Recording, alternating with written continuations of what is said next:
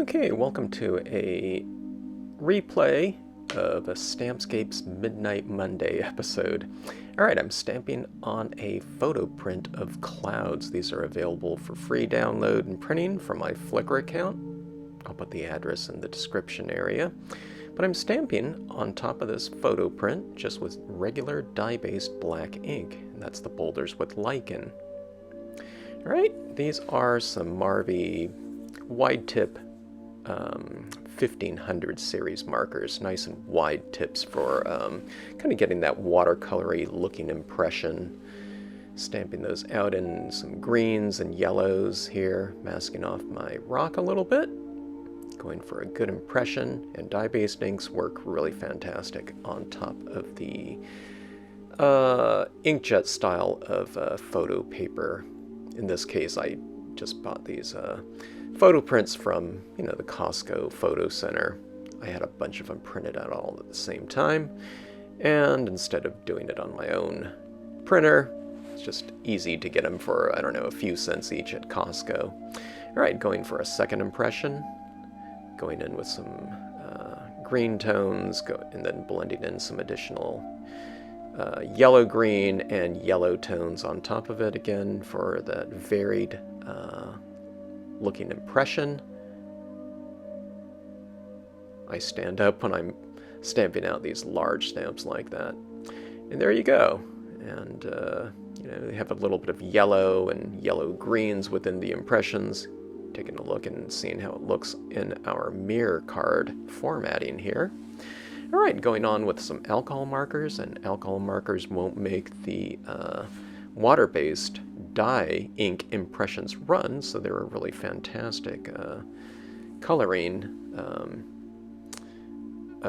combination with the dye-based inks, because you can color right onto this photo paper. And again, it's not making my dye-based ink impressions run because alcohol and water don't mix, of course. So, and the dye-based inks dry really quickly on top of this photo paper as well, because that emulsion coating is designed to do that. Okay, so these are the 3mm acrylic paint pens here. I really want to make these aspen tree shimmer. So some additional highlights work really good on here. So what I'm doing is I'm going on with lighter colors than the aspen impressions, the green in the aspen impressions. Okay, so again, they stand out really nicely against that background. Taking a look at how that looks in that reflection area. Going on some white here to pull out some little highlights a little bit more. Now when these dry on top of the other inks, these pens tend to look a little bit darker, so the acrylic, I should say, looks a little bit darker. So you have to add in a little bit more than what you think looks realistic or whatnot. Going on here with some white for my trunks, and then I break up those trunks a little bit, trunks and branches, with a little bit more paint highlights like that. Taking a look like that, and see how good those little trunk, white trunks and branches look. All right, I fudged this StazOn black impression on the silver foil a little bit. It's a little bit blurred, like right there. I could go in with some StazOn cleaner and, just wipe that off and go on with another crisp impression, but these are foreground elements, and they're just kind of supposed to look a little bit more obscured. So I didn't really bother with a second impression. Dye-based ink black kind of focal point here. Taking a look and see, it kind of gives it the scene a little bit of majesty, I think. Okay, now changing my textural range of the scene a little bit by adding in some of this white pigment ink over a little bit of the tree.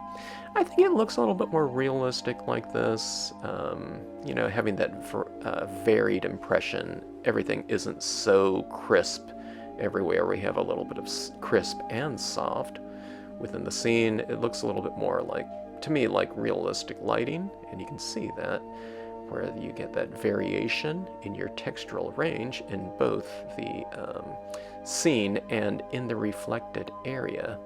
All right, taping this down right here. And that is our card. Pretty quick and easy. Oh, a little bit of final touches here. I'm adding in some floating leaves on the water surface. You always kind of have to get your bearings, add a few little leaves like this, or highlights or whatnot, and then take a look and see what it looks like within that format. You see those little leaves floating down there on the surface? It kind of gives it that real three-dimensional look. I decided, oh, let's use a little bit more, so I'm going with that second color of yellow, a little bit more. Then I thought, maybe down at the base here, it'll look even better, so adding a few more down there, and look at that.